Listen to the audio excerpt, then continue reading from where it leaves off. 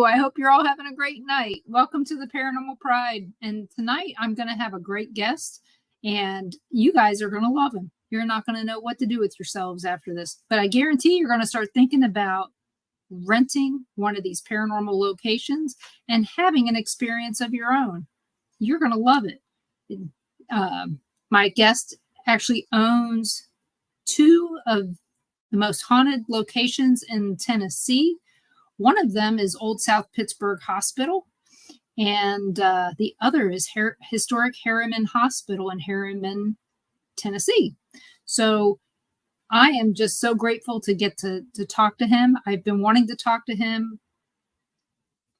I can't even tell you how long. So I'd like to welcome Ronnie Dee to the show. Hi, Denise. How are you? Fine. How are you? Oh, wonderful. Thanks for having me on tonight. So when did you buy Old South Pittsburg? Old South Pittsburg, this will be my 6th year of operation that we've been open, and I've actually owned it 7 years. So we were closed the first year that I purchased it to kind of clean it up, get rid of all of the trash and that kind of stuff. And then we opened it to the paranormal field about 6 years ago. I had heard some horror stories from different people who had been there prior to your ownership and management of the building. In fact, I was told, don't you go there because you'll get sick, is what I was told. I was a customer of theirs prior to the ownership of it, and it was pretty rough. And I'm not gonna lie. The old owners, he was a doctor. He didn't really care about the building. It was used primarily for storage. He was a gentleman who was a hoarder. So he really bought the hospital primarily for his overflow of his garbage and that kind of stuff.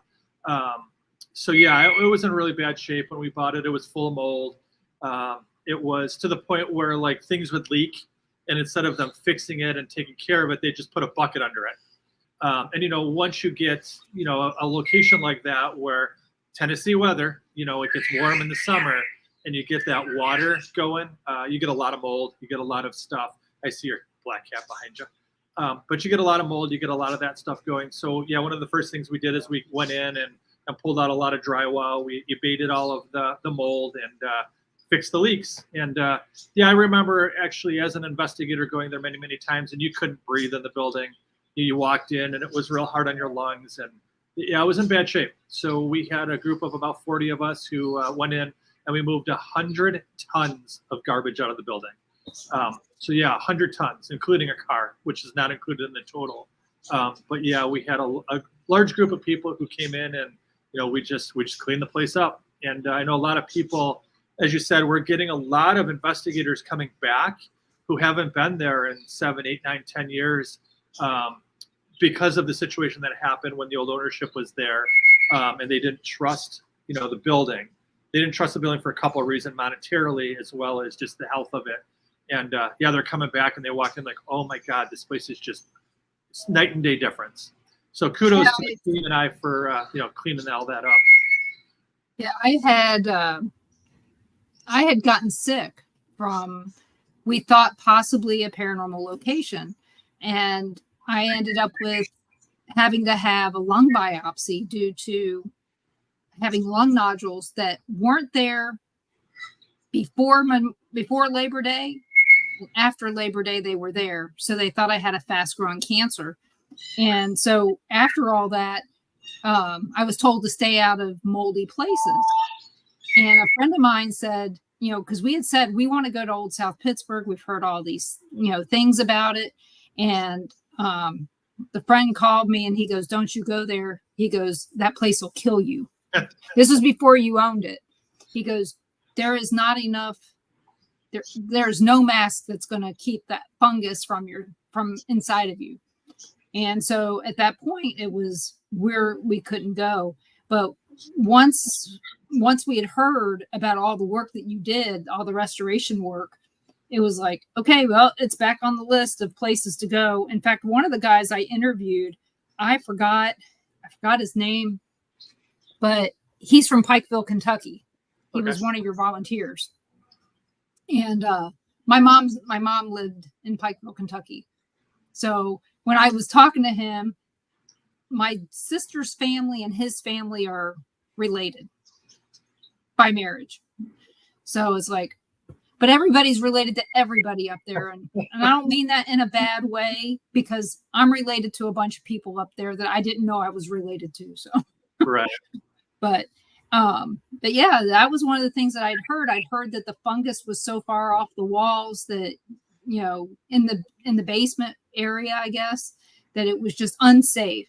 Yeah, it's, like I said, it was to the point where it's actually kind of shelving, where, it was actually growing out from the wall. Yeah. And so we got rid of all that. I mean, it was a challenge, but we came in, pulled those walls down, got them out of the building, and now you walk in and there's no mold. You take a nice deep breath, and I spent a lot of time in that location, and haven't gotten sick yet.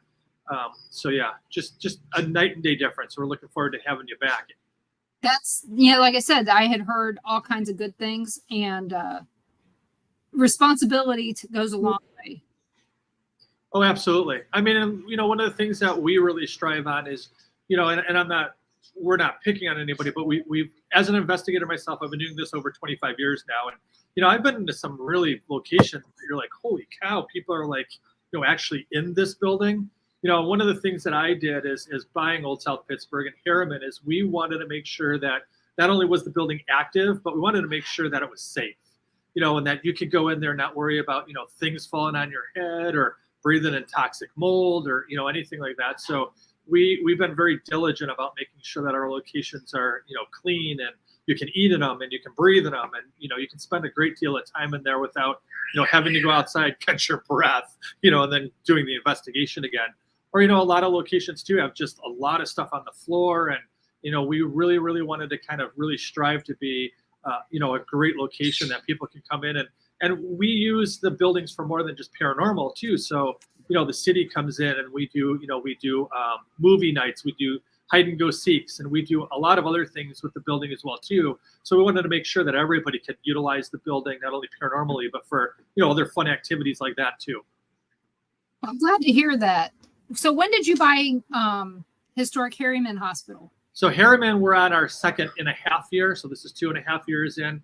Once again, it took us about a half a year for us to get it cleaned up, to get rid of the little bit. There's a little bit of mold in there. It wasn't too bad. We abated that mold, and then we opened that one pretty readily. That one's really neat because the city was actually taking care of the hospital for about the last 11, 12 years prior to us purchasing it. So, it was the new part of the building is in immaculate condition.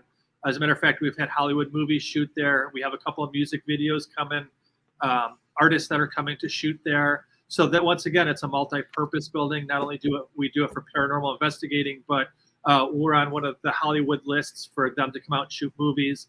I think to date, as of right now, I think we've had 4 major movies that have shot there. And then we've had some PBS specials, and then some whodunit crime things as well too.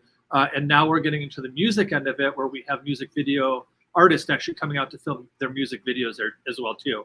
So it's really, really kind of taken off in a bunch of different directions, not only paranormal, but in terms of, once again, more uses than just that. And I think that's what, really keeps the buildings healthy. I mean, being in a historic location does have its draws. We're part of, well, I've been doing this for 10 years, but we're part of Panhandle Paranormal of Pensacola. And one of our members has rented both buildings from you, one night and one the next night, Tina Fleury. Oh yes, we love Tina. Hi Tina, if you're watching. I told her I was interviewing you tonight. So I wouldn't be able to pick her out of a lineup if I saw her because I've only met her once. Yeah, you would, because Tina is probably one of the most electric women you'll ever meet. When she walks in the building, the personality she's full of life, and she's just one of my favorite investigators who comes out to the hospital. And so she's a great woman. Yeah, like I said, I met her we had our first meeting at a bar. Sounds like Tina. Well, that was Rob, the guy who runs it. But yeah, we became honorary members when we got involved. And we cleaned up a graveyard with Panhandle Paranormal 2 weekends ago. Okay. And the Boy Scouts. Can't leave out the Boy Scouts. They did a lot of the heavy lifting. Right. So, but yeah, I mean, it's nice to be part of a team that's not just me and Ron sometimes, or me, Ron, and Carl, and all of us. I mean, we investigate with everybody. We're not picky. Well, actually, that's a lie. We are picky. We're very picky, but it depends on what's going on and stuff. But like I said, we've never been to your location. If you had to sell me on one of the hospitals, which one would you sell me on? Say this one you need to go to if you only can pick one. Really kind of a challenge, to be honest with you, because I don't know how you describe them, but they're two separate locations. Like they both have strengths and weaknesses. And they're both, even though they're hospitals, they're both completely opposite of each other. So, OSPH being my first location is home to me. It's kind of like, and I know it sounds bad, but it's kind of like your firstborn. They hold that really kind of special place in your heart because, you know what I mean? You cut your teeth on them. You kind of screw up parenting. You kind of, you make a lot of mistakes with them. But they're forgiving, and they look at you kind of like, I know you're trying your hardest to make this work and all the other stuff. And so OSPH is a really special place in my heart. OSPH has a really special place in my heart as well, because as a paranormal investigator, it was the first location I ever saw full body apparition in that was actually intelligent. So that being said, I mean, that holds a very endearing, thing, not only because I've owned the building and because of its home, but it's also because it was that first experience. Now you take Harriman and you throw her in the mix, and you have 168 or 186,000 square feet. And what's unique about her is that she was born in 1938, and she graduated and just kept getting bigger and bigger and bigger. And they just have expansions. And what's really unique about it is that you can see the time era changes in that location. Where South Pittsburgh was born in 1958, and then it does have expansions on it, but as they expanded South Pittsburgh, they brought it all up to date. So as you're looking through it, you don't have that time warp, I guess you want to say. Whereas when you walk into Harriman, we still have operating rooms that are intact that are back from the 50s. But then if you walk to the new part of the building, you have operating rooms that are intact from the 80s. So you kind of got that historic, like generational, like medical or hospital look. So they both are very, very special, and both, I mean, they're not the same. I mean, it's just a really unique location. Both buildings are very active. I think at this point in time today, if somebody asked me who was more active, I'd say probably Harriman than South Pittsburgh. And I think kind of the reason being is I bought South Pittsburgh. It was already kind of an established location. So you have a lot of people who are going in to investigate. You have residents, we call our spirits residents.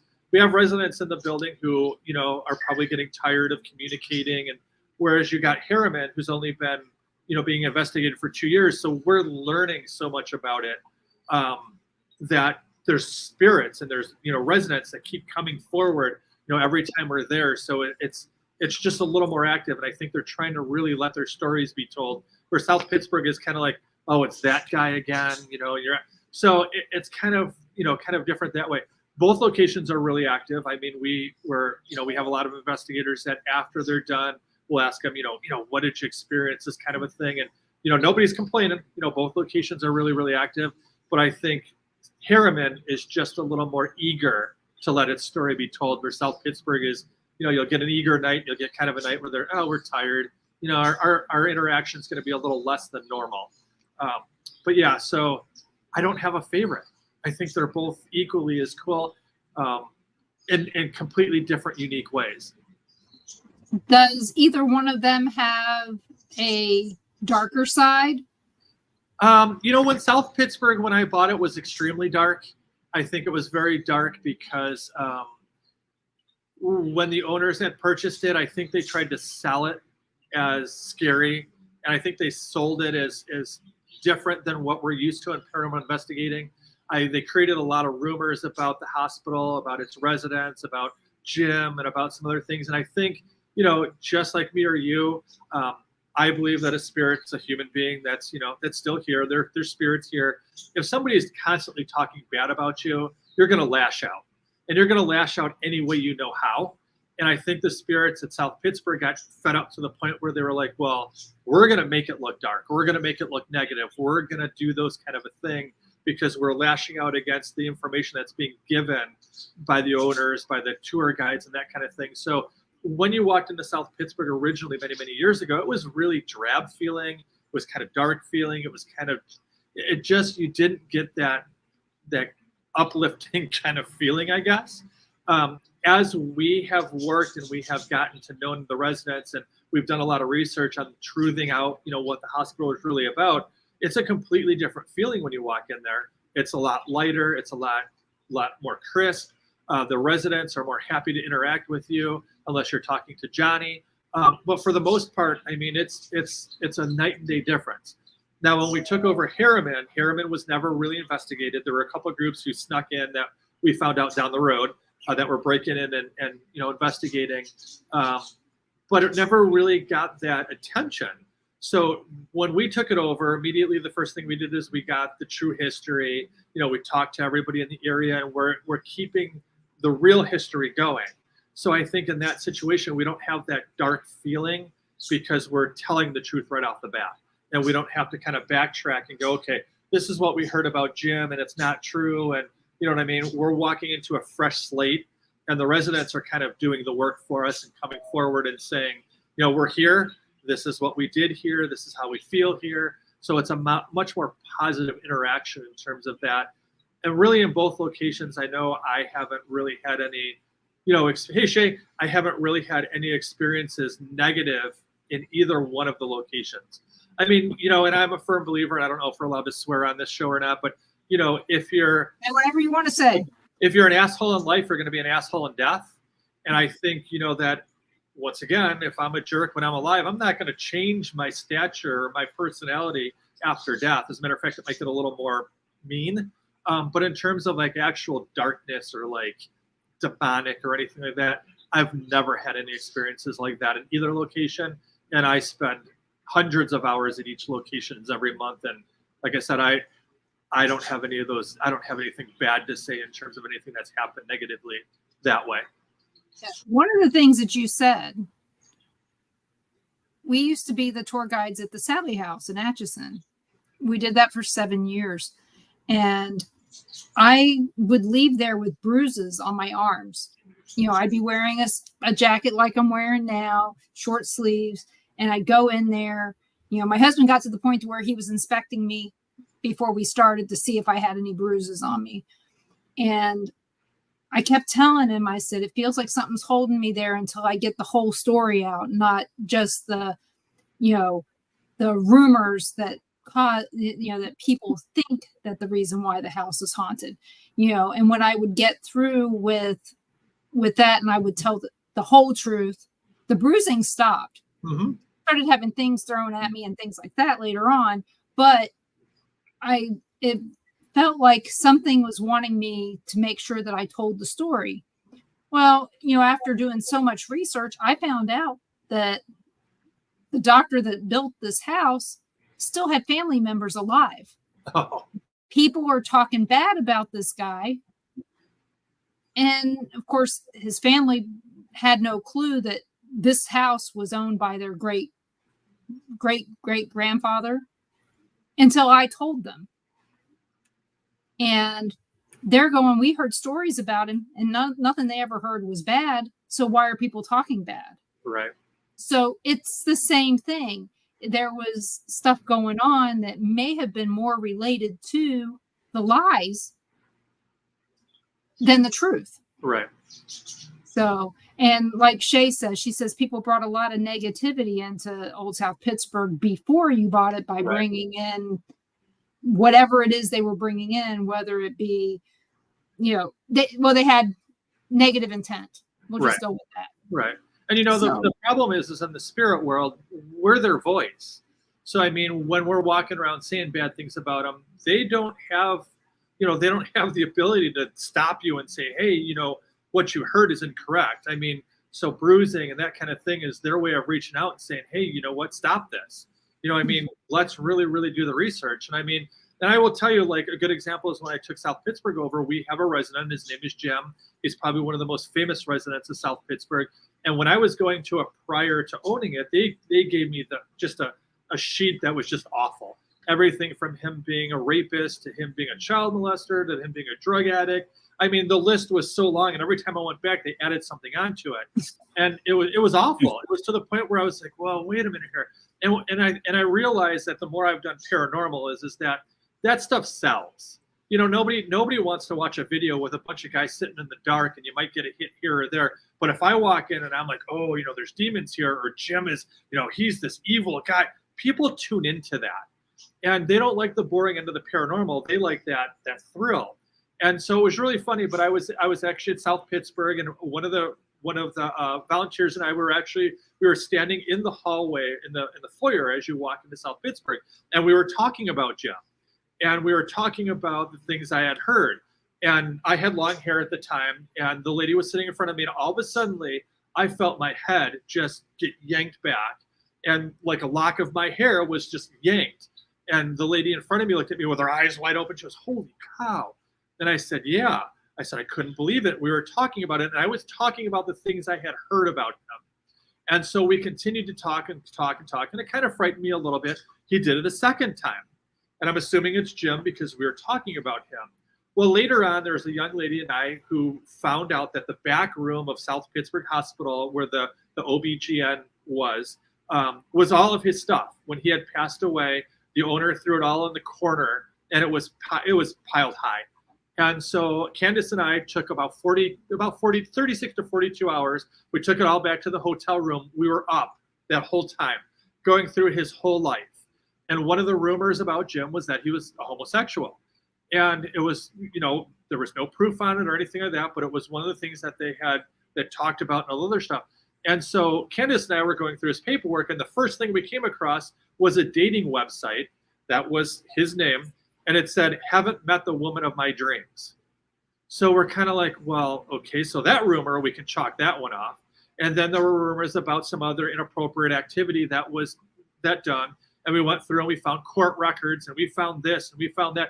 And everything that we were told, we could debunk or rebut because we actually found the paperwork that said otherwise. So after we had found that, we had started telling Jim's real story.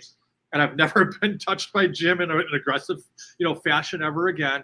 Jim is actually kind of really, and my volunteers will tell you, he interacts with you on a regular, you know, on the regular. You know, he's seen in the building on the regular. And I think now that the truth has been told about him, he isn't aggressive anymore, but he's more playful and fun.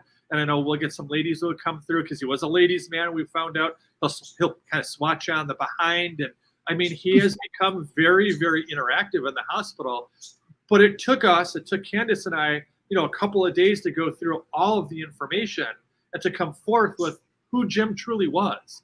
And I think that, to me, is one of the most important parts about being an investigator is that taking that information and utilizing it and doing something good with it.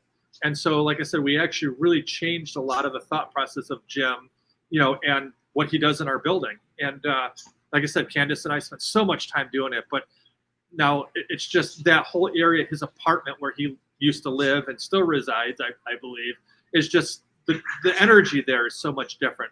And we'll have people come in and they're like, oh, that energy in his apartment has done a 180. And we're like, well, yeah, because we took the time to explain what a great person Jim was and move forward with it. So was Old South Pittsburg once a nursing home or something? It was never a nursing home. It was always a community hospital. After it was a community hospital, they tried to do a drug and rehabilitation center on the 3rd floor, and that lasted for about a year. And then after that closed down, Jim became the caretaker of the building. It also became a house where people were a little less fortunate lived in. The 1st floor ended up kind of being an area where people who were kind of down and out on things would call home. And we later found out that there was a lot of drugs involved in the hospital. They were making meth in the hospital in the basement. We actually found out that they blew up the toilet down there, producing meth. But then a lot of the residents that actually lived there, live residents lived there, actually were drug abusers. And we found out from the police that I just realized not too long ago after having a discussion with them that we've had 5 or 6 deaths in the building while people were actually living there. Unfortunate people who are actually living there and calling it home.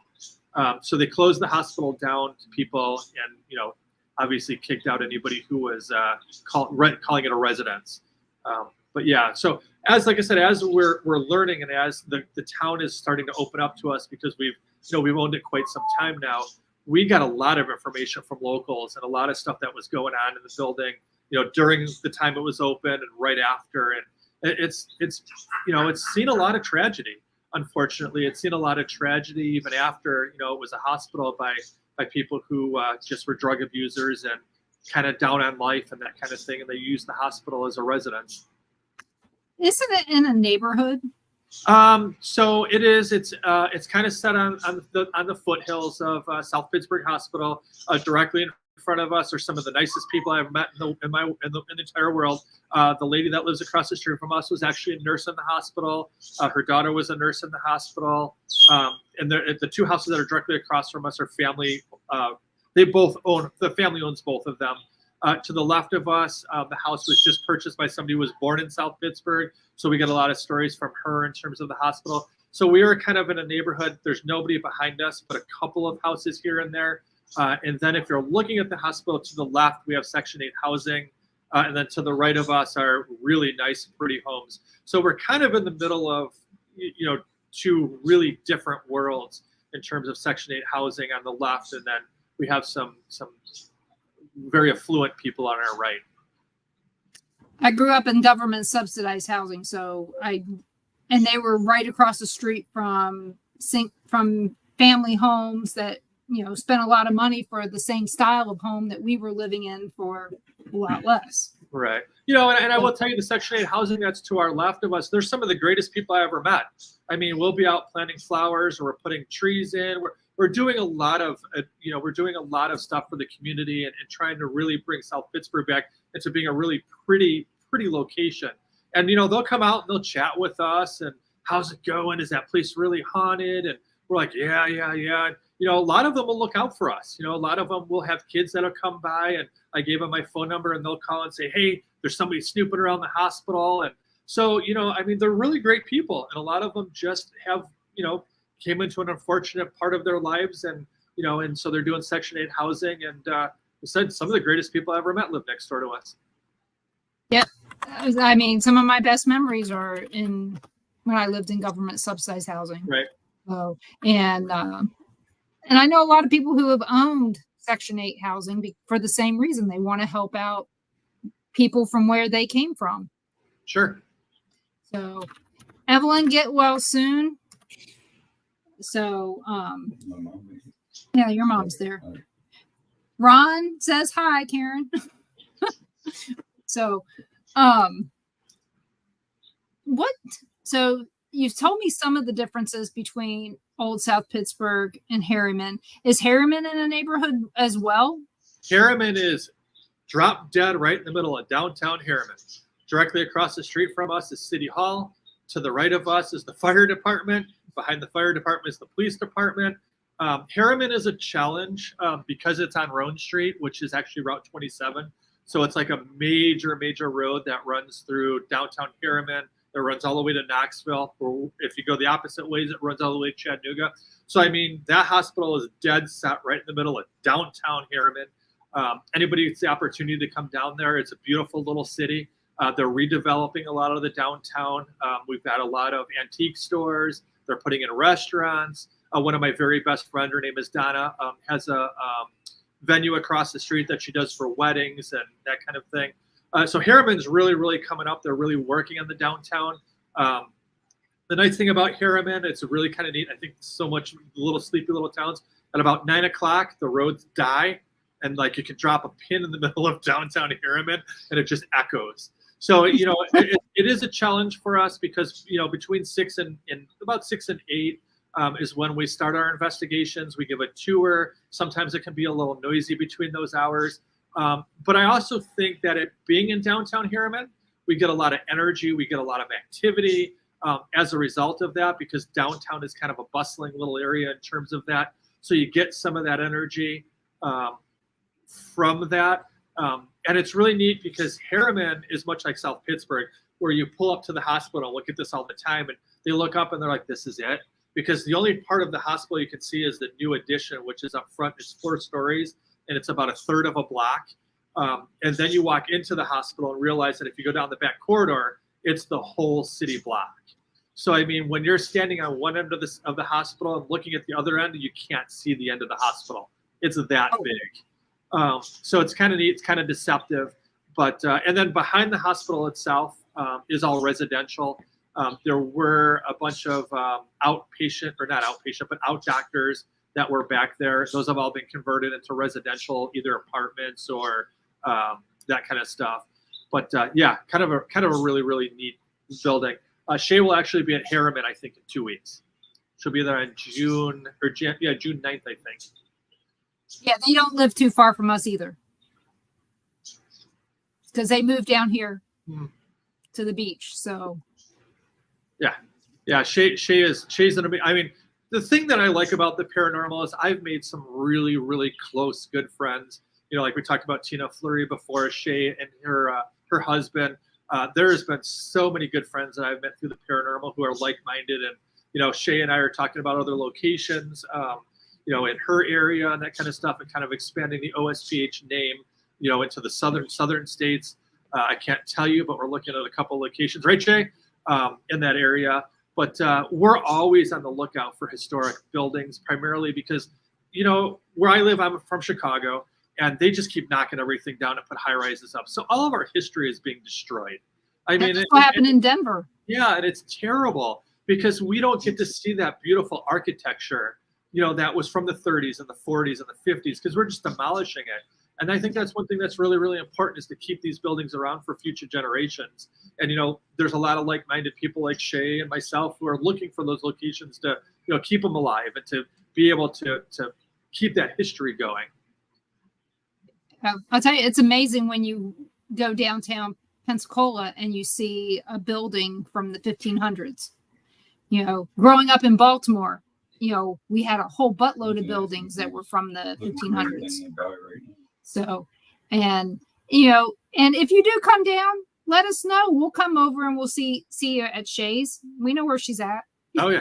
Yeah, we were in St. Augustine not too long ago, and it's like you said, it's just amazing to see those old buildings, and those buildings stand the test of time. You know what I mean? The new construction doesn't last like the old construction does. You know, and even New Orleans, I had the opportunity to go to New Orleans not too long ago because we were looking at a location down there, and just to see those buildings and you know, all the stuff that town has gone through, and yet there's those buildings still standing there. So and they're wood. Yeah. And you're sitting there going, how in the hell is that wood? Right? I mean, in Pensacola, it's a church that's made of wood that's still standing today. You know, one of the very first buildings in Pensacola. And it's like, how in the hell did it make it through all these hurricanes, you know? It's just amazing. And it just shows the craftsmanship and the engineering that these people did, you know, way, way back before I was alive. And it's really a testament. That's the stuff that we need to just keep around, because that's the stuff that is awe-inspiring. I mean, I remember being a kid, and your dad would take you antique shopping, and you know, you go to downtown where these old buildings are, and you're kind of like bored, and you're like, history. The older you get, you realize it's really neat. And like I said, New Orleans, I think for me really kind of nailed the coffin for me, because I never had the opportunity to walk Bourbon Street or those streets down there and realize that, you know what, after hurricanes, after floods, after everything that's happened in New Orleans, these buildings are still here. Now you do that in downtown where I live now, and those buildings would have been washed away, you know, a 50-mile-an-hour wind and the roof goes flying by. You know, these buildings have stood the test of time, and it's just really neat. Yeah, you need to go to Pensacola and see the Seville Square and all that, because it's very reminiscent of New Orleans, because it's built by the same generation of Right. people that started this area. They started this area. And of course, we got a lot of pirate stuff going on here too, just like there. I mean, Right. it is actually amazing when you're in downtown Pensacola in the historic part, how much you feel like you're in New Orleans. Oh, wow.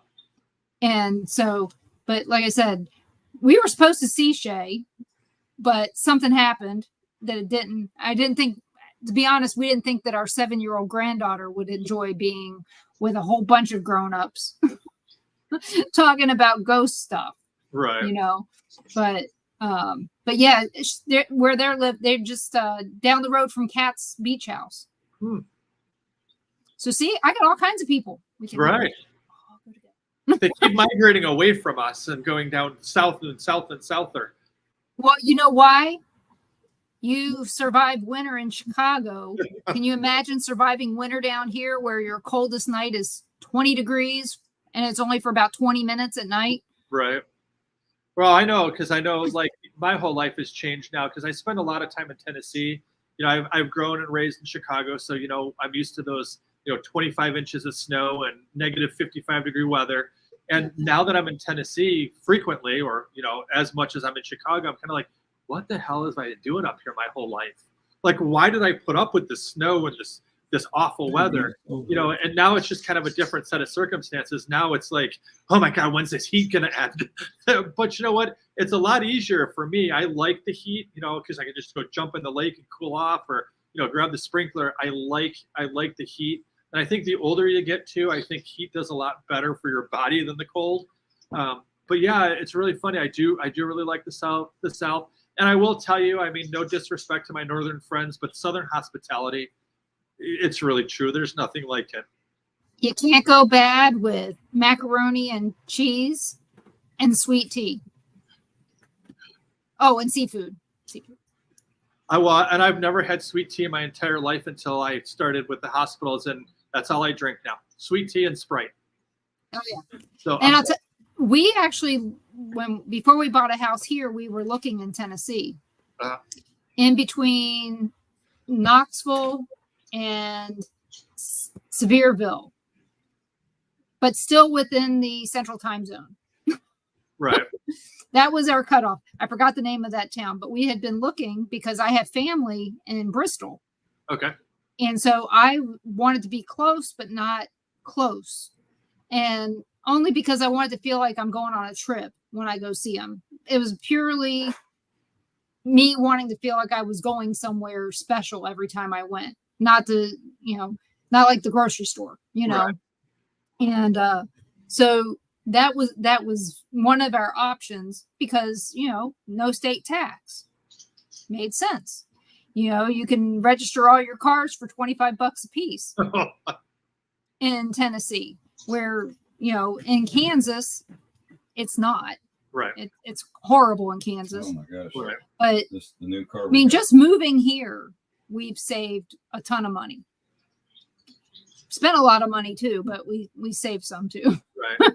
But it was worth it. Right. So, but yeah, it's kind of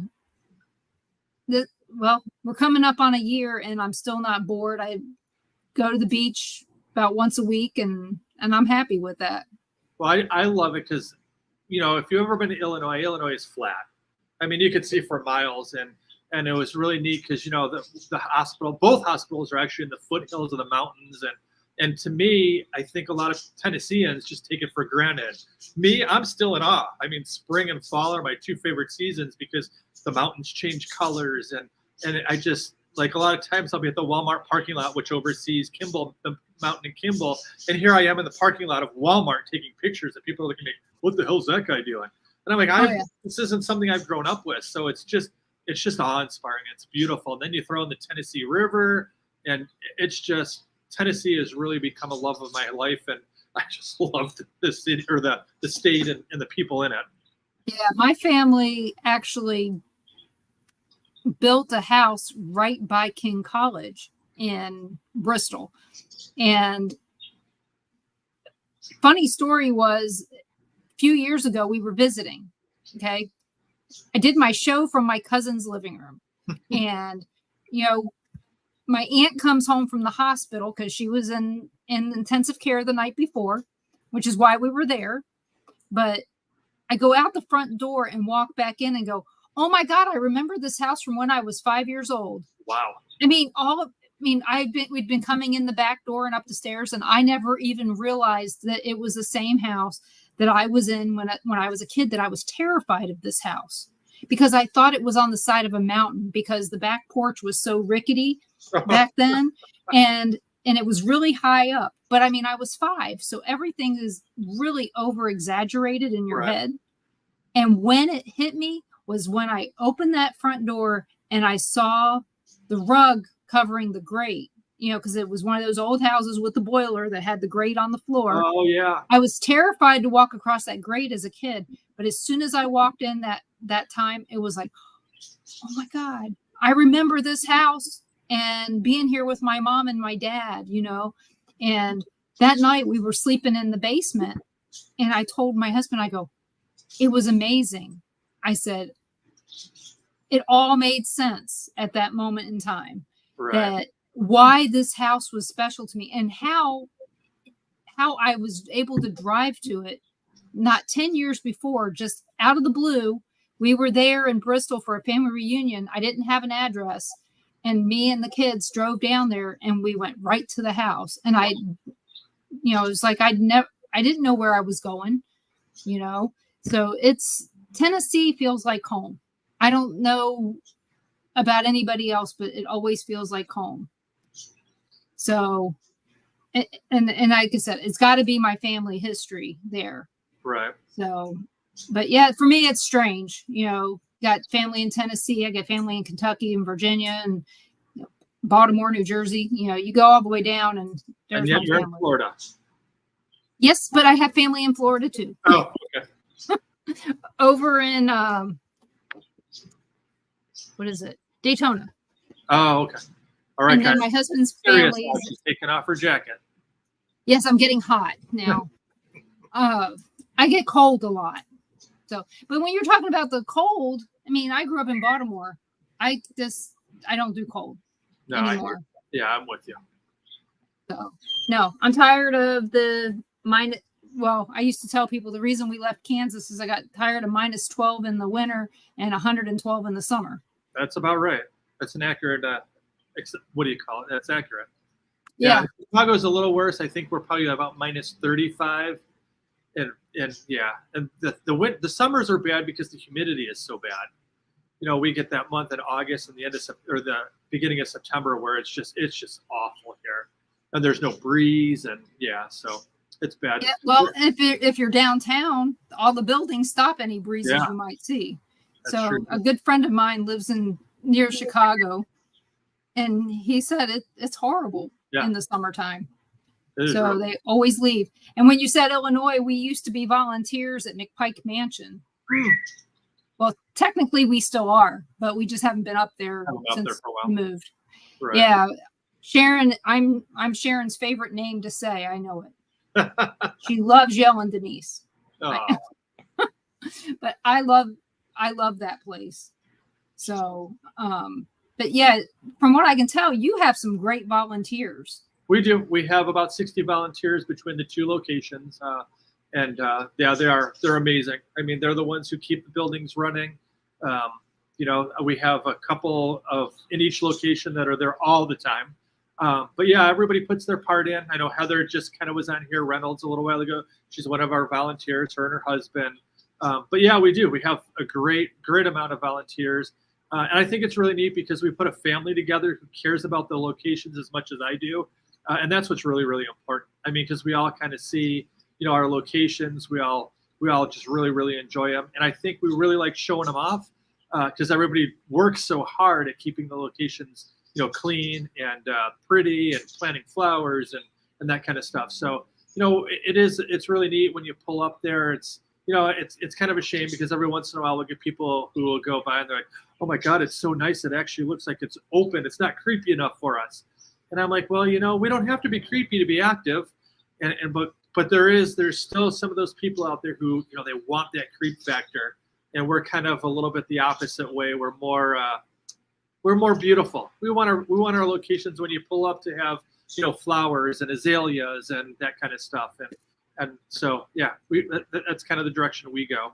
And which is again very southern, especially azaleas. Yep. They grow wild all through the areas. Oh yeah. But have you had any bear sightings at either one? Well, you had to bring that up, didn't you? So well, we've had never, bear sightings here, well, so I figured I'd I know, ask. but that's the bad thing is I have never seen a bear outside of a zoo. And so we have been to Pigeon Forge, and we have been to, like, you know, all the locations that are hot spots for bears. And I have yet to see one. It's so bad, Denise, that we have volunteers who will be there, whatever, and we'll all meet up like, hurry, get here. He's walking down Main Street, you know, walking down Main Street in Pigeon Forge. So we're racing as quick as we can get there. By the time we get there, it's gone. Mm-hmm. I'm dying to see a black bear, just because they're cute and cuddly, and well, not really, but yeah, I've never had the opportunity. But all my volunteers are like, go to Cades Cove, go here, go there. So we've done all that, and I have still yet to see a bear. I mean, the hotel we stayed at in Gatlinburg actually had pictures of it walking up. It has ramps to go up to the second floor. It's now a Motel 6. It's off the road there, but it has pictures of the bear walking through the top floor there. Yeah, we were in Gatlinburg. Well, we were in Pigeon Forge. We were all there on a Sunday. We left at like 3:15. At 3:30, there's one walking down Main Street. Like 15 minutes. If we would have just stayed 15 more minutes, I would have got to see my first black bear. So yeah, so any black bears that are listening to this, please come say hi to me next time I'm around. Well, did you see last year there was a video, and I don't know if it was altered or anything like that, but it showed a bear coming in off the surf in Destin. But when I look at this video, people don't seem to be seeing the bear. And wouldn't they have seen it going out there first than just coming back? You would think. Now, I will tell you that I've had the opportunity to see copperheads, which I really didn't want to see. And what's really, really cool is that, so our hospitals, both of them are surrounded with Ring cameras on the outside of the buildings for security purposes. And we actually have a bobcat family that actually lives behind South Pittsburg. And he and she are out hunting all the time. We pick them up on the rings. So I've never seen one of those in the wild. So we get to see the bobcats.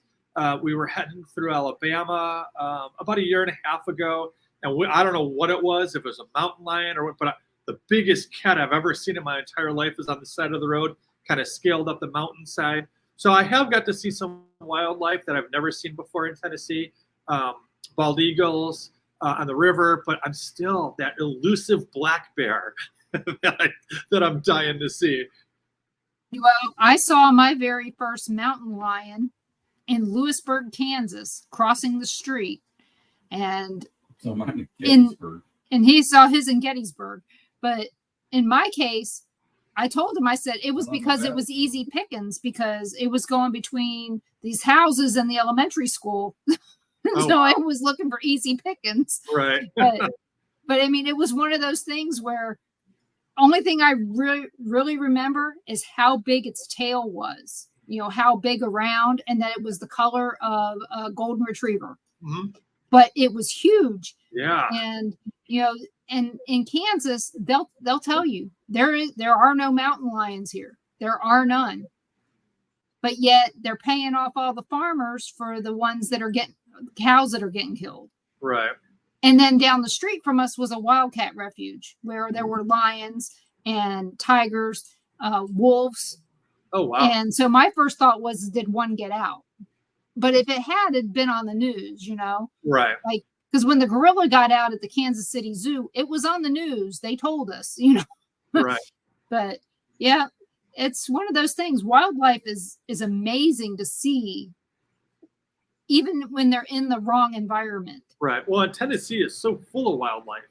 I mean, from everything. I mean, I've had the opportunity to see things I've never seen before, just not the black bear. But I mean, the bobcats are really cool. I mean, they literally they just prance around the back parking lot like they own it, you know, just doing their thing.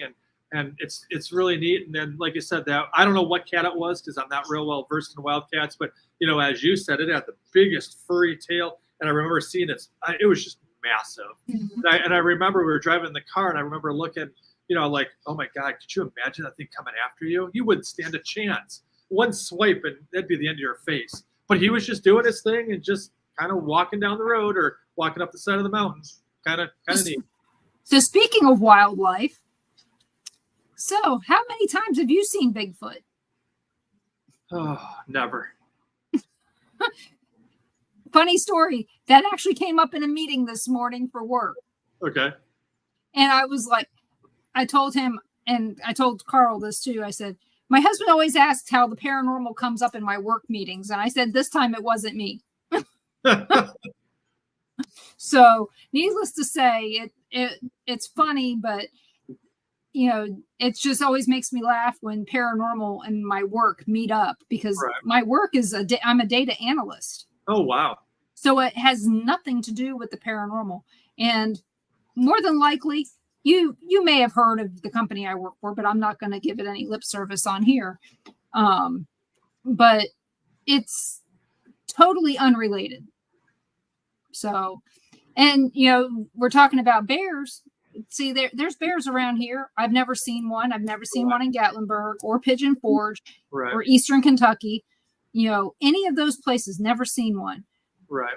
I've seen wildcats because of where we lived in Kansas, not just the mountain lion, but a lynx or a bobcat. I don't know which one it was. They used to hang out in our yard. We've got a problem here with armadillos. So, and toads. Right now, because it's rained, all the toads have become they've all become rehydrated. Yes. To say the least. Everywhere. Right. So, but it is great. Right. You get used to hearing them, and when they're gone, it's like, what is that? It's quiet, So when you're out there in Tennessee, do you ever just look up at the sky and think about what might be up there? Oh, well, the Bigfoot thing, I have a hard time believing the Bigfoot thing, because with the bears and the lions and the tigers and all other stuff, there's definite, you know what I mean? There's definite proof that they're there. You're finding poop, you're finding this, you're finding that. But the Bigfoot thing, I'm not saying that there isn't there. Just for me, I'm not really sure which way to go. In terms of UFOs and other alien life, it would be really naive of me to think that human beings are the only people that are existing like in this vast universe. So, I mean, are they on the moon or on Mars? Probably not. Are they in another galaxy far, far away? I'm 100% sure. Well, I shouldn't say that. My belief is 100% sure that there are other forms of life out there somewhere. Whether or not they visited to Earth, I don't know. We always ponder the Great Pyramids. You ponder things that, that you go back in time looking at, that they had the technology to build, and you're like, no, we can't even figure that out today. Yet they did it way back when. So did they get a little extra help, or were we? It's really hard to say. But in terms of UFOs, I think that they definitely exist. But one of the things I think that you touched on a little while ago, which is really, really neat, is you talked about the fact that people were bringing up Bigfoot at like a meeting, and I think it's really neat because nobody believes in the paranormal. If you go outside of our group of people and you start talking about ghosts and spirits and all of their stuff, everybody's like, oh, there's no such thing. There's no such thing. Yet every time I get on an airplane and I've got a South Pittsburg T-shirt on, or I always wear a logoed shirt when I'm flying on the airplane. Everybody I sit next to always has a ghost story to tell me. And I fly, I fly about 8 times a month back and forth to Tennessee. And it's really, really neat. And that's something I think that's kind of cool too, is I'll sit down and they'll read my shirt and they're like, oh, what's that? And I'll tell them. I'm like, oh, really? Well, let me tell you when I was over at Aunt Betsy's house. And they go off on this ghost story about, I put my keys over here. I woke up the next morning and they were over there and I was the only one home. And all of a sudden I'm like, but people don't believe in ghosts. People don't believe in spirits and all other stuff. And I will tell you that it happens to me regularly. And you brought that up and you touched on the Bigfoot and the UFO thing. And I think people don't want to believe it because we're trained not to believe it. And if you're religious, you can't believe it. But at the end of the day, I think people really are starting to take note And I think a lot of the experiences that have happened to people in the past, they either brushed off as coincidence or deja vu. Oh, it's my bird. Oh, okay. I thought maybe our smoke detector was acting weird. I have an African gray. Okay. So she's chirping over there. But these people all of a sudden, believe in it. And then you'll sit down and you'll tell them stories of, of things that go on at the hospital, and then they suddenly get intrigued. And then it's really kind of neat. So like you're on a flight for an hour, 15 hour, and 20 minutes, and the whole flight is all about something nobody believes in.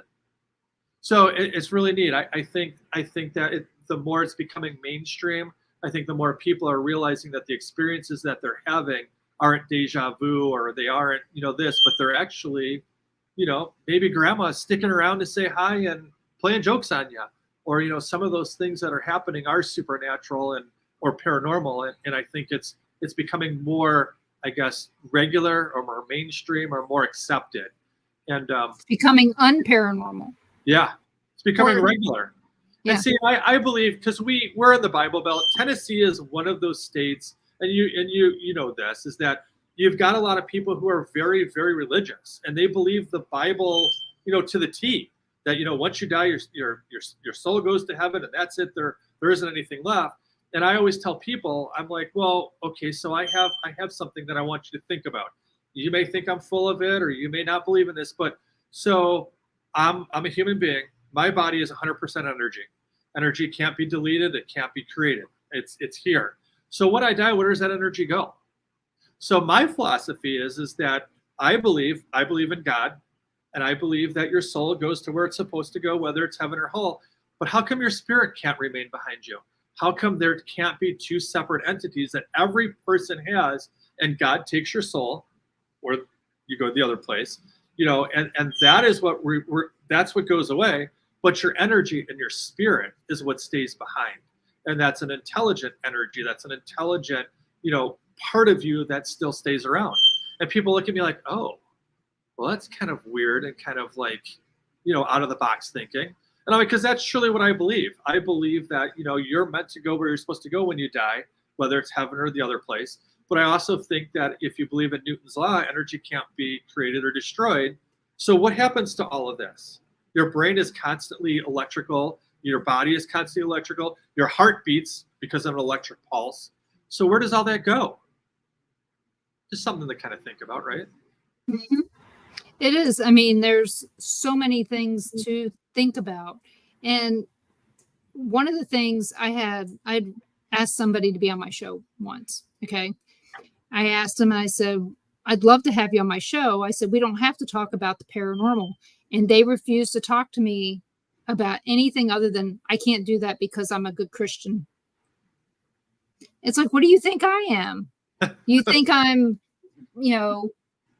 I don't have tattoos. I'm not wearing a Wiccan anything, I'm your average everyday person who just happens to have had an experience that makes me believe. Right. I've lived this my whole life. So you're telling me that a 4-year-old child is destined to go to hell because I had an out-of-body experience at 4. Right. How in the hell? I'm more than likely going to go to hell because I keep talking about things that I probably shouldn't talk about. It's a whole different problem. But I wasn't born inherent to go to hell. Right. And what about the part of the Bible that talks about the Holy Spirit or ghosts or even, oracles, people talking to spirits? Is prayer not talking to a spirit? That's true. Well, my biggest question to you, and I didn't want to get religious, but since we brought the point up, Jesus died on the cross, correct? Yeah. And then he rose from his grave. What did he rise from the grave as? Was he physically a physical person, or was he a spirit? Exactly. I mean, and I wasn't there. I can't answer that question. And obviously you can believe whatever you want to believe, but what did he rise from the grave as? I don't know. You don't know. I don't know. Nobody. I mean, so I don't know. Was it this green mist, or was it a full body apparition? Right. We don't know what it was. What made these people believe? Were they enlightened at all, or were they just, what they saw is what they talked about? They weren't. I don't know if they were like us to where they're going to question everything that they see, or Right. did they just believe right away that this Right. is Jesus coming, and was it an alien?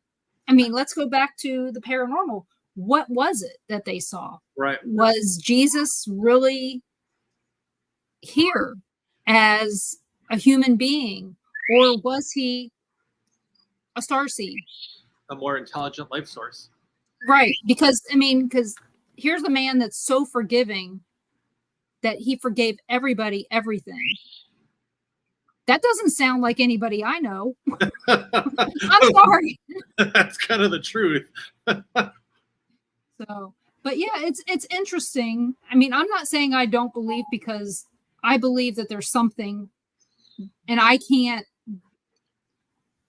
know that I feel something that's beyond me. Right. When I'm in prayer. Right. And I can't go any further than that. And I don't think there's anything really wrong with us trying to figure that out. I mean, I think if we're doing our jobs and investigating it on the proper level, I don't see anything wrong with it. I mean, I just don't understand. I don't understand why people are that closed-minded that, the Bible is this, the Bible is that, Jesus did that. Well, maybe there's a little bit of difference in that story. And maybe, like I said, maybe that energy of a human being does stick around. Maybe that, because, as a paranormal investigator and a building owner, I can tell you stories all day long that would make people's eyes, their eyebrows go up. Heather could tell you stories all day long being at South Pittsburg Hospital. We could tell you things that I don't know. Like, I don't know. I was on a ladder. I was at Harriman on a ladder, and I was changing light bulbs. And I was that guy on that top rung where you're not supposed to stand. It says, caution, do not stand here. I was in the building by myself. It was just me. We were getting ready for a movie. And I felt somebody, as plain as day, grab the back of my leg and tell me to be careful. I turned around and looked down from the ladder. There's nobody there. How do you explain that? Do you know that there is a similar story from the Sally house, from the owner of it, when he was trying to change out the light bulbs, that something kept him from falling off the ladder? And is that just preserving life, but maybe it's a thank you for taking care of this place. Right. Here's somebody who's finally taking care of where I live. I may not need lights, but somebody else might, Right. So thank you so much. Let's not have somebody else die. I used to tell people all the time when we were at the Sally house, that because at one point they couldn't go down the stairs into the basement. And I said, well, there's enough spirits here. We didn't need any more. I'd just be sarcastic. Maybe that's their thought too, that they didn't want any more spirits there and that you might overtake them all. Right. Or I think, like you said, on the flip side of it, maybe it's to the point where somebody's actually finally listening. You know what I mean? And the Sally house, us, the other locations that, there's stories to be told. And, maybe they passed away and they still had more work to do. Maybe they still feel like, that whatever the reason they're still here is they want to be heard and they want to talk to you and they want to carry on their legacy. And you know what? We're getting to the point now where we're listening and we're paying attention and it's becoming more mainstream. And I think that, some of these spirits are reaching out. And, as Shay said, I don't investigate a whole lot. The either location, primarily because we're always working on a leak or doing this or whatever. But my experiences are usually personal and they usually happen while we're working or while we're doing something or we're not paying attention to whatsoever. There's been times, and it's the freakiest thing that you ever do, is like, I'll be locking up to leave South Pittsburg and I'll hear, good night, Ronnie. I'm the only one in the building. Like, it's just me. And I'm locking up to go to the hotel or locking up to go home, and you turn around and you look like, good night.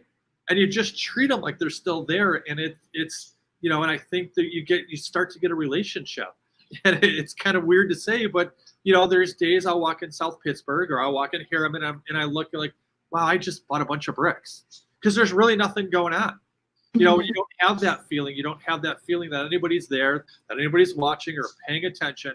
And then there's days you walk in the building and you can feel life. It's like beaming from the walls. It's beaming from the ceiling. It's like attacking you. You can feel the energy, and you walk in, and then all of a sudden you have all these personal experiences, and I'm like, yeah, this is the greatest thing I ever did. And I don't know. That's the part that really intrigues me, is that why is it one day you walk into the building and it's like stone cold dead? And then the next day you walk in and there's life teeming just everywhere. And every time you turn a corner, there's a shadow or there's this or there's that. What's that change? What makes, a Tuesday, just boring and nothing going on. And then I go back on Wednesday and it's like everybody's there to be like, hey, how are you? How are you? How are you? And everybody's like attacking you at one time because it's like they either missed you or I just don't know. And that's the part of the investigation and owning the buildings that I think is the most intriguing of all of it. It's just there's no sense or rhyme or reason behind why one day it's active and the next day it's not. Like, we rent the building out quite a bit, and we'll have a group come in on a Saturday night, and absolutely, they get an EVP or they'll get a little this or a little that, and not much of anything. And then Sunday night's group come in, and we'll interview them after they leave, and they saw shadow figures, the doors open and closed, they had EVPs, they got this. So why? Why does it change just from night to group to group? The energy. It may be the energy of the people that are coming in there. Because we've had different experiences in different places where when it's... And also the weather. Yeah. Getting storms, you'll see a difference. So yeah, that's my spirit guide back there. Owning the hospital, we tried to debunk that. And like a lot of people with the Northern Lights that just happened, there was really no uptick in energy. I've been to OSPH during some of the worst storms ever, and really not a lot more energy than normal. I've been there on some of the driest, most calm days, and absolutely crazy. So, we've tried to debunk that. And like I said, it's really neat to be able to own a location because I spend so much time in the buildings. So, I'm there when the humidity is 9,000%, and, you're sweating yourself. And I'm there when it's really dry. I'm there when there's storms. I'm there where it's clear. And it doesn't really, in my experiences with either location, it doesn't really coordinate with the weather. It doesn't coordinate with a storm. It doesn't coordinate. It's just kind of like there. It just happens. That's good to know. Does the moon cycles have any effect on your buildings? Because hospitals are known for full moon, the full moon making their ER nuts. Right. See, and I will tell you, before I owned South Pittsburg Hospital, a bunch of buddies and I, we rented South Pittsburg Hospital, and we were there, and I don't remember, it was one of the stormy months. And we were there, and it stormed from the time we got there, and I mean bad storms. It was lightning and thundering, and the rain was coming down.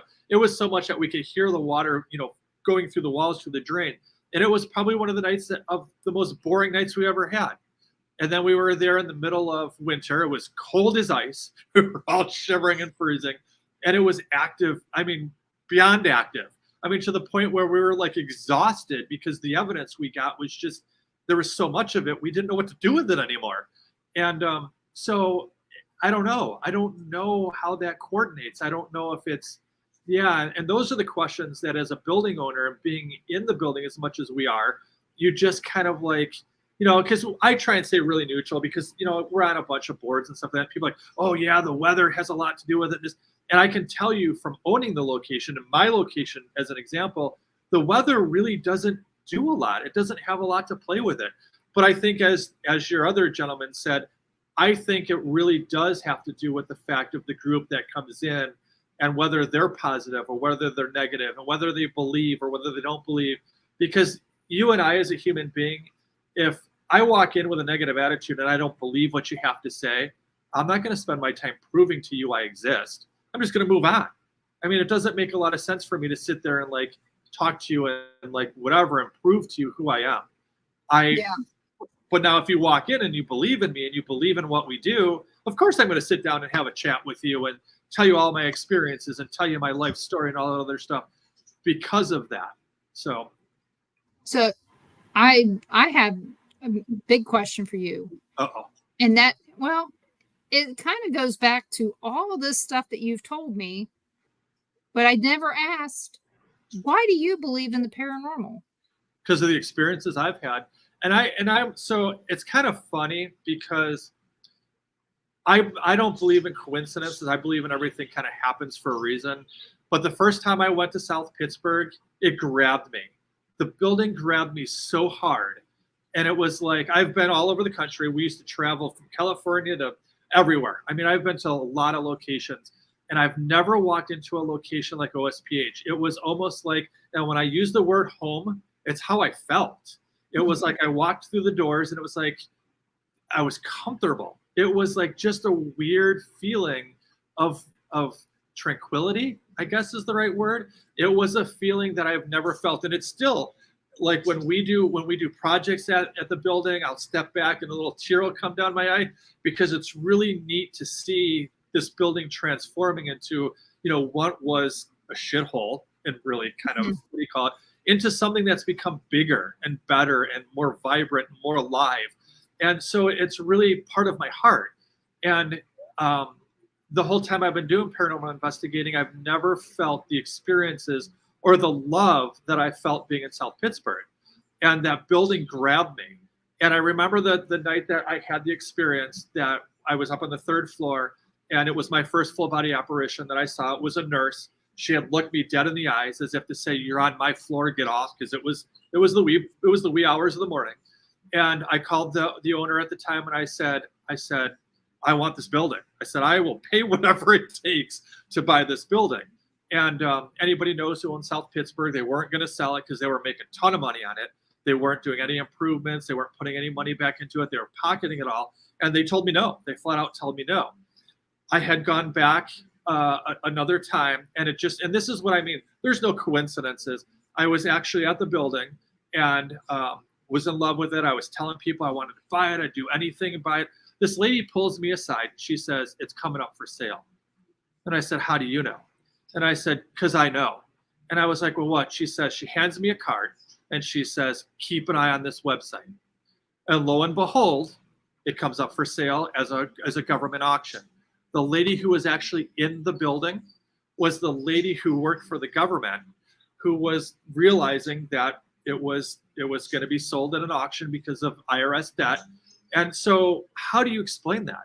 How do you explain being in that location, that exact time, and talking to the one lady in the building and saying, "I want this building," and her saying, "I have some inside information that it's going to be, it's going to be up for sale because of a tax debt." And lo and behold, in August, it went up for auction, and we ended up buying it. And so you ended up getting it cheaper than what you would have been screwed way out cheaper than what I probably would have paid for it, correct? Because it went up for an auction. And it's kind of funny because the numbers worked out exactly to what I had in savings, and I was able to purchase it, and be able to spend money back into the building with the leftover that I had in the savings account. So it was really, like I said, it was heaven sent or spiritual, or I don't know what happened that made me in the right place at the right time, but I believe that this is where I was meant to be. And this is exactly what I was meant to do. And I think the gratification is, and a lot of people, it's funny because I get really upset when people leave and they don't have an experience, because I really want people to believe in what we believe in. And so it's like I want people to come and enjoy it. I want them to enjoy our residence. And I'll ask them, and there's no better thrill than somebody who is skeptical walking out of the door going, "I believe." I had an overwhelming experience in your location, and all that skepticism I had before I walked in is gone. And you'll say, "Well, what happened?"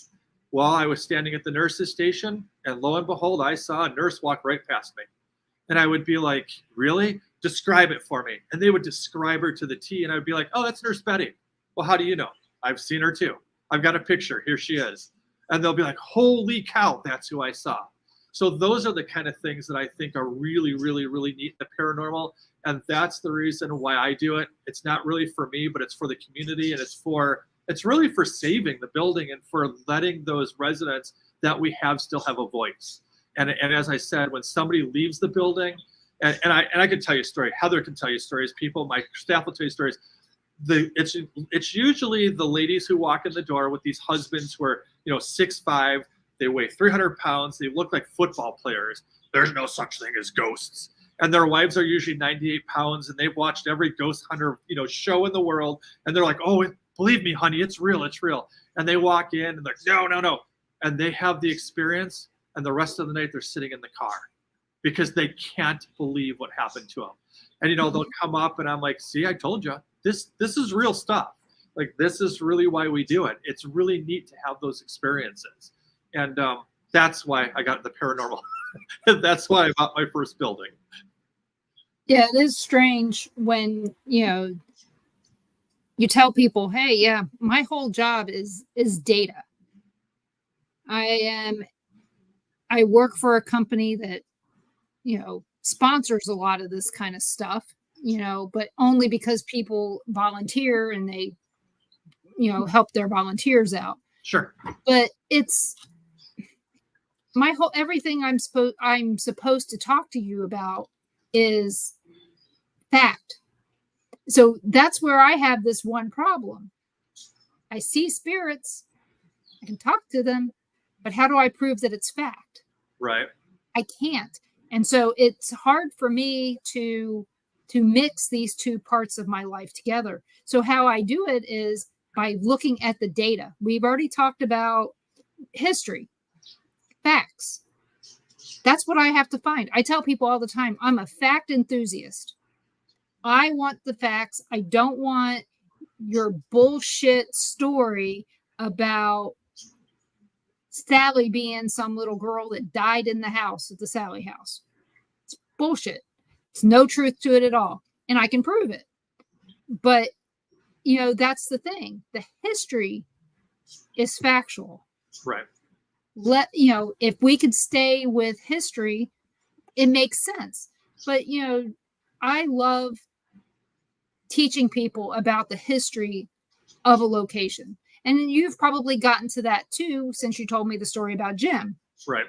It's very enlightening to tell the truth and have people go, well, this isn't at all like that urban legend I was told. Right. And do you find that people are more excited about your truth or your urban legends?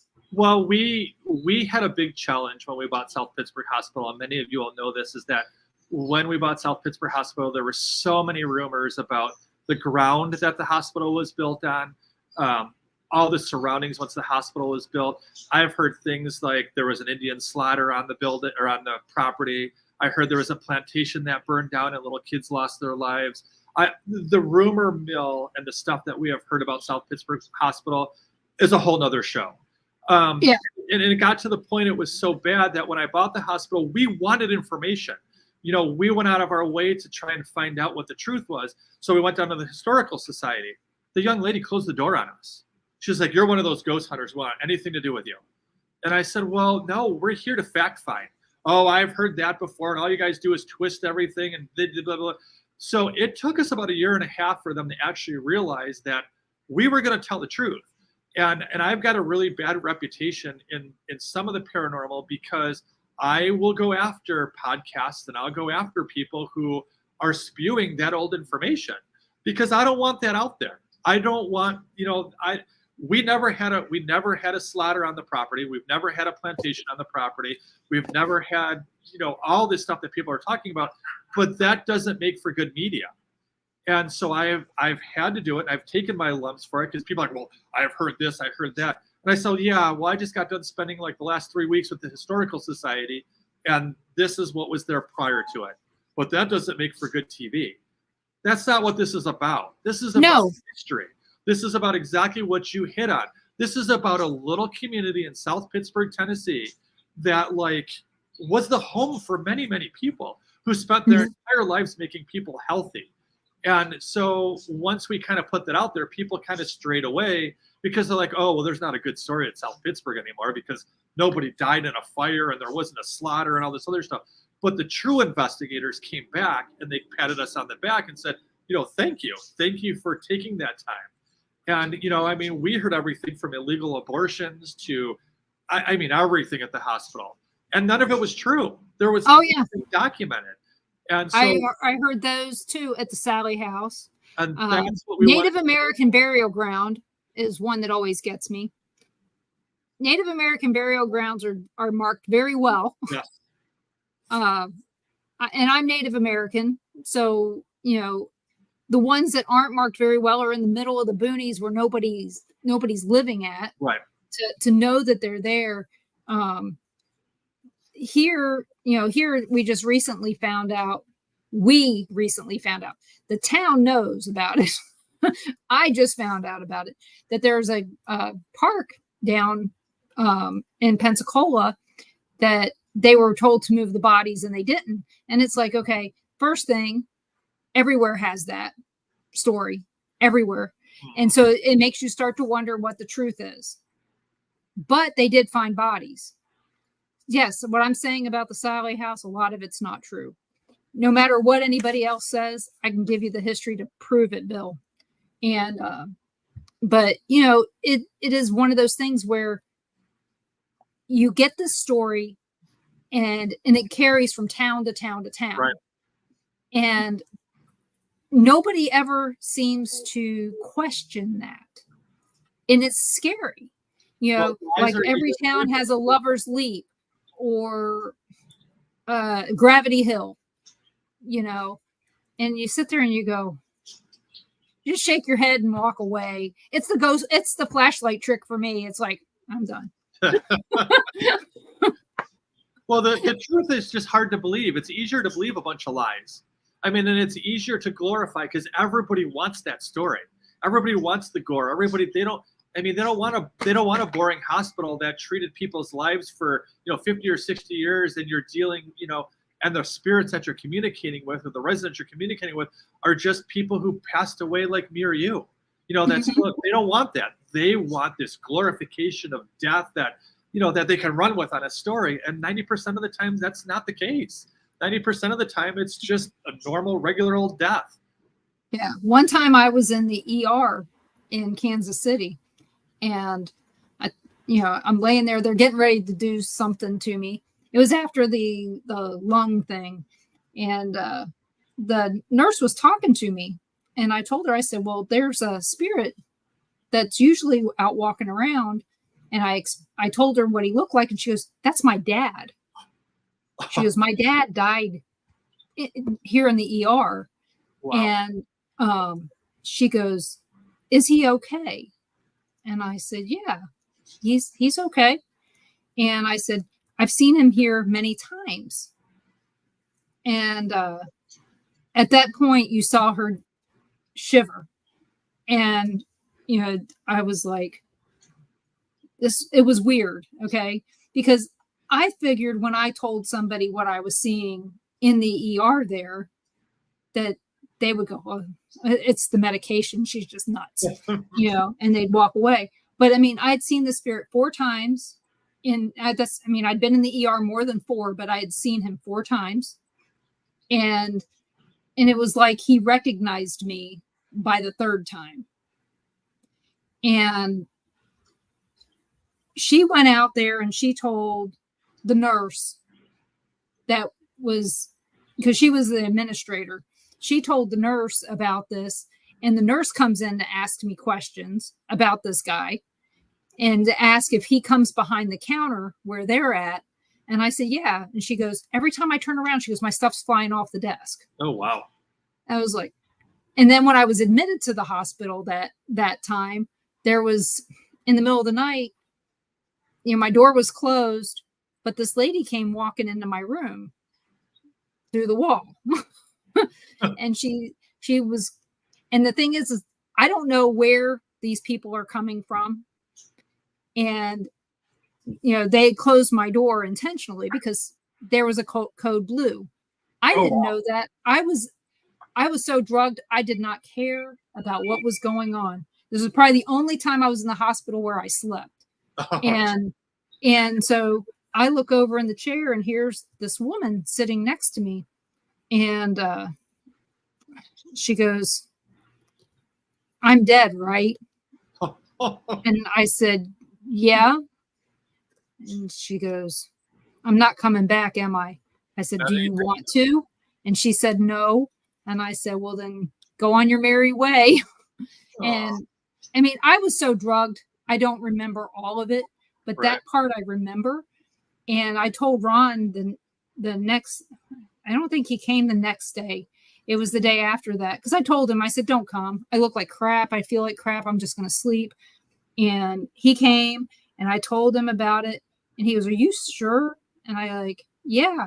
It's because the nurse, when they came in a few hours later, I told her, I said, I saw this lady. She's probably about 68, 70 years old. I said, she died a couple hours ago. And she goes, how'd you know that? I said, well, she was in here. Wow. And the funny thing is sometimes when you tell your nurse that, you're not their patient anymore. So it's just one of those things that makes me laugh. What's neat about owning the hospital is we're on the other side of that, where we'll talk to nurses and doctors, and they'll tell us of experiences like what you've had, where, you know, they've seen or heard or something that was just supernatural or paranormal, and you're kind of like, oh. I mean, we even at Harriman, we even got like the fire marshal who told us, we won't go in that building. We'll just let it burn down because they're so afraid to go in there from what they've seen in the past. So kind of neat. We had a guy, one time we were at the Sally house and we were investigating, and the guy we were with, he was so outrageous. He said on video that he was hungry. Somebody called and ordered pizza for us from Pizza Hut there in Atchison. They sent the oldest guy they had. None of the teenagers would bring the pizza. So needless to say, the guy that showed up got tipped really well for the free pizza. We're like that too. The Domino's drivers won't pull into the parking lot. We got to walk out to the street to get the pizza. It just makes you laugh that, you know, that this has been that way. And I'll tell you, the first time I saw Old South Pittsburg was on, Deep South Paranormal. Mm-hmm. Good people. I saw that's, and then when I saw it again, I guess it was Ghost Adventures. I think. I'm sorry. I was on Ghost Adventures. Once, just once. But, once was enough. Yeah, it was. I mean, I had a fun time, and it was a long time ago. Season 10. It was before it was this outrageous as it is now. It was good at the beginning. It was groundbreaking in the beginning. Correct. And then. Well, once again, he had to change because things weren't selling for him. So, you know, you got to go with that gore and being possessed in every location, and because that's what sells. I'm sorry, but you know, Ozzy has done great without ever selling his soul. That's true. He couldn't have. I mean, let's be honest. If he had sold his soul, he'd be dead by now. I mean, how many times should he have died? Right. You know, I mean, hell, if the bat had rabies, he might have died that time. That's true too. So, yep. Well, we call that zacking what he does. He's really good at it. but yeah, there's all kinds of stories out there. So what got you involved in the paranormal to start with? I know it wasn't buying this location. Oh, no. It was the inquisitive thing. I'm not going to lie. I've never had an experience prior to investigating. I'm not gifted. I don't have any of those, you know, things. It was more curiosity. It was more, you know, watching other people do it, hearing about it, and then just go. Well, I hope he comes back. Sorry, he froze up. Hopefully you guys can still hear me. So, where's he at? He's in Chicago. Oh, okay. So, are you there, Ronnie? Well, yeah, he froze up. Yeah, he froze up really good. So apparently I asked the wrong question. Thank you. I guess. Here he comes. Well, maybe he's coming back on. Here you go. Was that me? Yeah. Somebody doesn't want me to talk anymore. That's what I said. I just told Carl, I said, apparently I asked the wrong question. No, but we got a group of people together and went out and tried it and had some experiences. I think actually we probably became more in love with the locations that we went to than we did the actual paranormal investigating, because it was crude. We didn't know what the hell we were doing. We were in the dark. We went out and bought everything Zach Bagans told us to do. And we just kind of got our feet wet. And then I think as time went by, we started going to locations over and over again, and we started kind of getting a knack, and we started getting some good evidence, and then we started seeing some things, and it just kind of grew, and then it was just, and then it became an addiction. It was kind of almost addicting because you get your first EVP, and then you want another one, and then you want to see something. So it just kept progressing, and it progressed so much that OSPH became my pet project. And like I said, and looking back, I mean, it's been a neat ride. I mean, it's been a lot of fun. I've met a lot of, like I said, really cool people, been on a lot of shows, and just done a lot of things. And, by no means am I an expert at this. By no means would I say that, I'm one of the greatest investigators ever. I think I do it purely, if you really want to know the truth, I just do it for me. I don't do it for, anybody else. I don't do it to advance anything. I don't do it to subtract anything. I just do it because I really enjoy it. And I really do it because I love history. I have become so in love with, the buildings and that kind of a thing. So they kind of go hand in hand. And like I said, my experiences, some of my best experiences haven't even been investigating. They've been when I've been working on the building. They've been when I've been fixing something. They've been when, I've been goofing around. I mean, some of the best experiences I've had is when volunteers and I are just goofing around at the building. And, I mean, there was a time where one of the gentlemen that was on here tonight, his name is Jay, and we were goofing around at a place called Edinburgh Manor, and we were setting up cameras and goofing around. And we heard a conversation that was as plain as day. That Jay and I could probably recite the conversation to you that happened in one of the stairwells at this location. And we both looked at each other like, holy cow. And we circled the building. We searched everywhere to make sure that there was nobody else there. And it was just us. And there's nobody else there. No, and I think nobody else lives in the area. Yeah. Well, you've been in Edinburgh. You're right. There's nothing there. Oh, my husband's cousin lives about 5 miles from there. Oh, okay. So and on a side note, I'd like to let you guys know, we were actually the first group to investigate that building. The owners and I, we contacted each other, and I became really fast friends with the gentleman who was actually running the tours. And myself and Jay, we were out there probably every other weekend.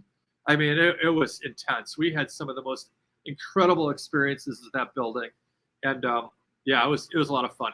But like you said, it got so addictive, and it got so, I mean, I was refinancing my house so I could go on investigations. It was that much fun. I mean, we got so involved in it. And then, like I said, as time went by, it wasn't so much the investigating anymore, but it was, the historical values of the buildings and kind of saving those and doing that kind of a thing. And it's neat because now as a building owner, I'll be driving down the road, and, sometimes I'll drive to Tennessee, but mostly I fly. But you'll be like, oh, a building will catch out of the corner of the eye, and Google it right away, see who owns it, see if it's for sale, see when it was born, see if we can get in there and see if there's any activity, so it's really, really become kind of an obsession. And we're always looking for that next, holy grail of locations. One of the reasons I like hospitals so much is that because it's the only building that's in the United States or throughout the world where everything has happened in its four walls from death to life. It's the only building in the world that, you have some of the greatest moments of your life, your child being born, to some of the worst moments in your life, that child being passing away. And then there's everything in between, everything from a heart surgery to broken bones to everything. All that energy is trapped in that building. And I think that is what makes hospitals just so intriguing and so active. It's just because there's all that activity. And then you also take some of the most caring, hardworking individuals in the world, healthcare workers, doctors, the dietitians, everybody. Those people spend their life keeping us healthy. And they do it anywhere from 12 to 14 to 16-hour days. So that energy that they have is just ingrained in those walls. And I think that's what makes a hospital so much, so paranormally active and all that other stuff. And then, you throw those stories in of death, and you throw those stories in of life. And it's just a really unique building. Yeah. Well, it's the same kind of thing with hotels. There have been babies born in some of them, and there's been some suicides in some, and some are, you got, people getting married and anniversaries and all these other things. I mean, it's strange when you think about a hotel like that, but it's true. It happens. So Tom McNicholas asks, when's the best time of the day to visit the hospitals? Anytime. Like we do daytime tours, which we do from 10 to 2. And then we do our overnight investigations are from 6 p.m. to 4 a.m. And then in between, we're working. Everything is by appointment or reservation only. And then we do private investigations as well, too. But both hospitals, I've had as much experiences during the daytime as we have at night. When we do our day tours, sometimes it's crazy. I mean, crazy active where, you'll see a full body apparition walk down the hallway as if it's like a person walking down the hallway, and I think one of the things that's a little bit unique about or different about the two of them is South Pittsburg, because it's kind of tucked away. You can do a lot more research during the daytime than you can at Harriman. Harriman does become a challenge to do a daytime tour or daytime investigation, primarily because it's hustling and bustling downtown, and you really can't tell if it's the doctor's office next to us that's is active and making noise, or it's actually paranormal. At nighttime at Harriman is a completely different world because everything shuts down and it's a lot quieter. But South Pittsburg is kind of tucked in the foothills. There's really not a lot around us. So usually, the days where it's active, it's pretty easy to rule out, if it's contamination or if it's truly paranormal. So I would say if you're going to do a daytime investigation, I would prefer you do it at I would prefer the investigation in South Pittsburg. Nighttime investigations are pretty equal at either location. So, taking out the locations that you own, where's your favorite place to go? I would say we're going to date myself way, way back. I would say probably Newcastle, Pennsylvania. Hillview Manor was one of my favorite locations. And the reason being is that I have 2 daughters. One of them got really active in the paranormal with me. She started at the age of 11. But that was, and I can remember it like yesterday. We were in the section of the hospital that was where the men were, because it was segregated. Men were on one side, women on the other. We were setting up a camera in the men's cafeteria, and I was down the hall running the wire as my daughter was actually setting up the camera. And I heard her say, "Daddy." And as a father, having a daughter, that sound. And I could hear it in her voice. She was frightened. So I come running over, and as I'm looking at her, she says, "You see him, right?" And I said, "No." She says, "You see him, right?" And I said, "No." And she said, "Daddy, there's a man standing right there." I didn't see him. Like, I didn't see him at all. And she's like, "Daddy." So as I walked towards her, I felt the energy leave, but I never saw the apparition. And I remember she looked at me, she turned around, she said to me, "I was so scared, Daddy, but that was so cool." and I just remember that experience. And I think that's why Hillview probably became one of my favorites, because my daughter got to witness something that a lot of people don't get to witness. And it was so innocent. She was just setting up a camera. And I remember talking to her afterwards, and I said, "So what did we learn?" And she says, "Well, that ghosts are real." And I said, "Are you scared?" And she says, "No, I don't understand." She says, "I don't understand why I saw it as plain as..." She could describe him to the T. She says, "I don't understand why he made himself visible to me, but not to you." And I said, "I don't know either." I said, "But I'm not doubting what you saw." I said, "Because I saw the look on your face, and I know my daughter, and I know what you saw."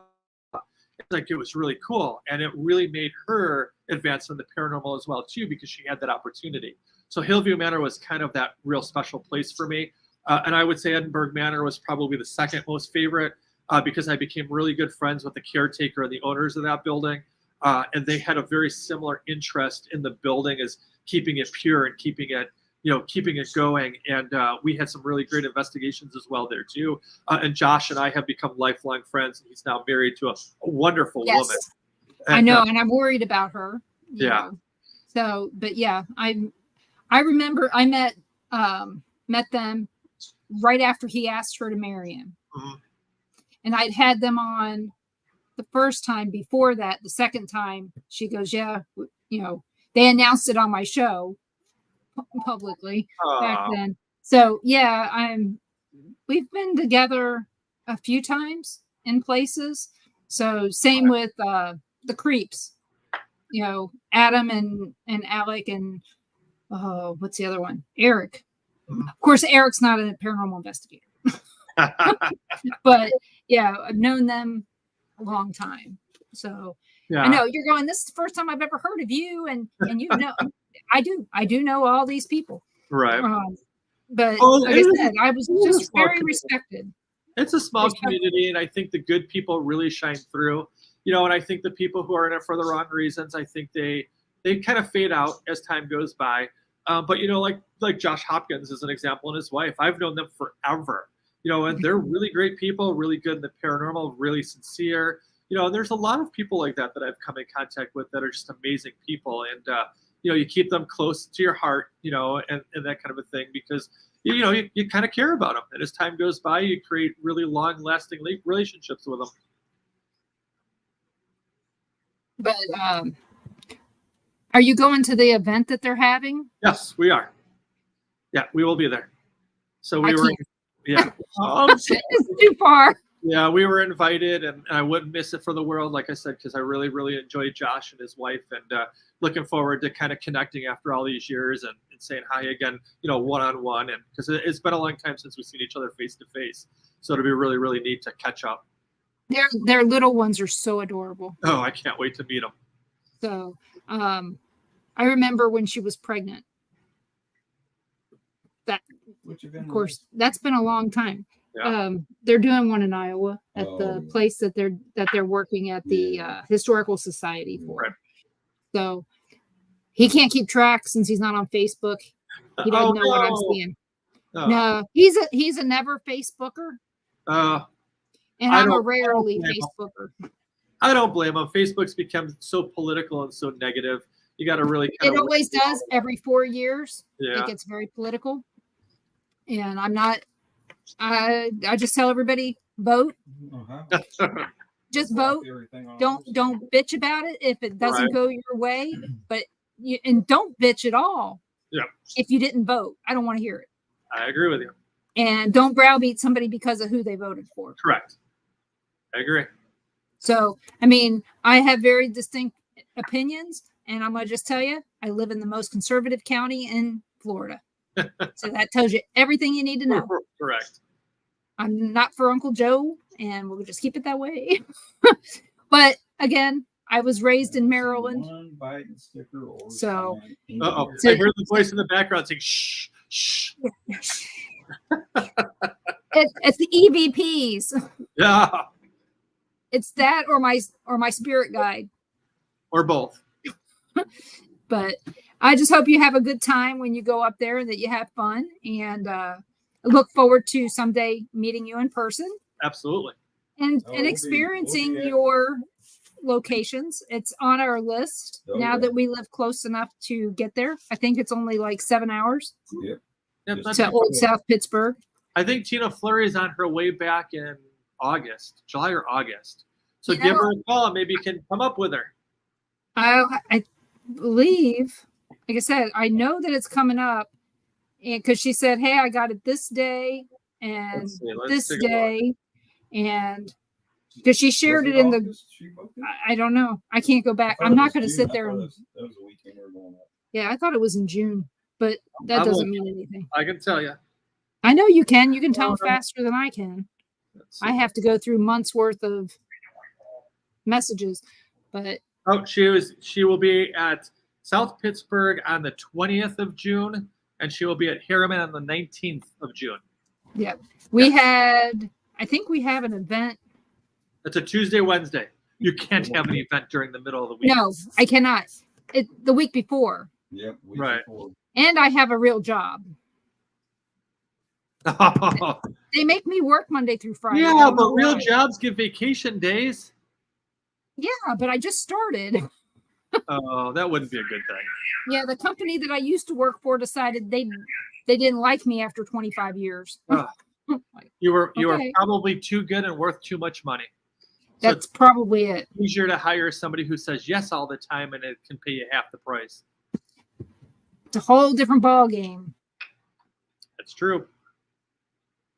So, but I'd like to thank you for coming on. And before we go, where can everybody You can find us on Facebook at Old South Pittsburg Hospital or Old Historic Harriman Hospital. You can find us on the web at osphprc.com or oldhistoric-harriman-hospital.com. Say that fast 3 times. Oh, no way. Oh, and the OSPH one's really easy. And O, we call it O now, Old Historic Harriman Hospital, didn't have an abbreviation to start. So as people are starting to call it O, we're going to change the website so it's just o.com. But, you know, it'll take a while. Right. A couple years ago. Oh. So, and what events are you going to where people can meet you in person? I have no idea. My secretary's Okay. got all of that. I know we'll be in Iowa, whatever that event is. I know we have an event in August that we'll be at. Otherwise, I'd really like to meet you at our locations. That's really where I shine, and that's where the building shines. So if you want to come out and do some investigating with us at the hospitals, that's fantastic. If any of you guys are Wraith Chasers fans, they're really good friends of ours.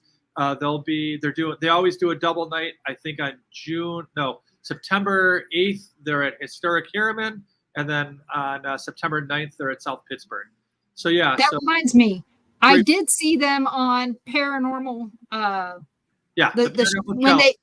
Paranormal Challenge. And I met them. I met Mike and Chris here in Pensacola last September. And very nice guys. Yeah. You know, very nice. Very friendly. Very personable. And they really like having their pictures taken. Well, we're really in debt to them because really the reason OSPH does have its name is because of them. Paranormal Challenge and Zach Bagans, you know, we're the ones who put OSPH on the map. Chris and Mike call OSPH their home. They're frequent there.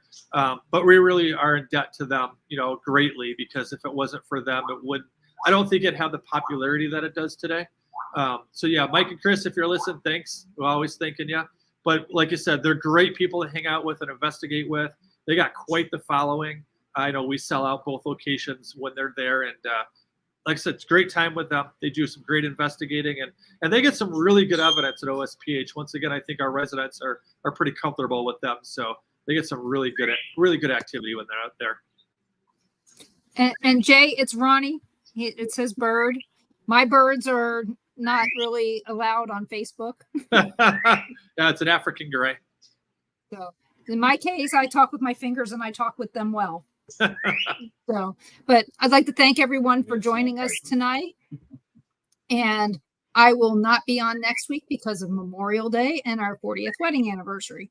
So Happy anniversary. You know, yeah, thank you. But when we come back, we're going to have on, let's see, My Friend with the Shit Team.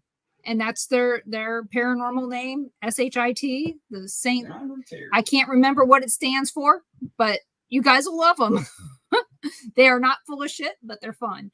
And join us tomorrow night at 5 p.m. Central when we have on our guest, Robert Hanna. He is a longtime listener of the Paranormal Pride, Bigfoot enthusiast, and paranormal experiencer. I think you guys will find him interesting.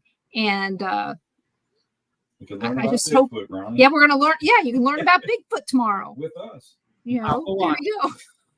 But it's going to be fun. So everybody, please have a safe and fun Memorial Day weekend. And I hope to see you all soon. Thank you for listening to the Paranormal Pride, and see you tomorrow night. Everybody have a great night.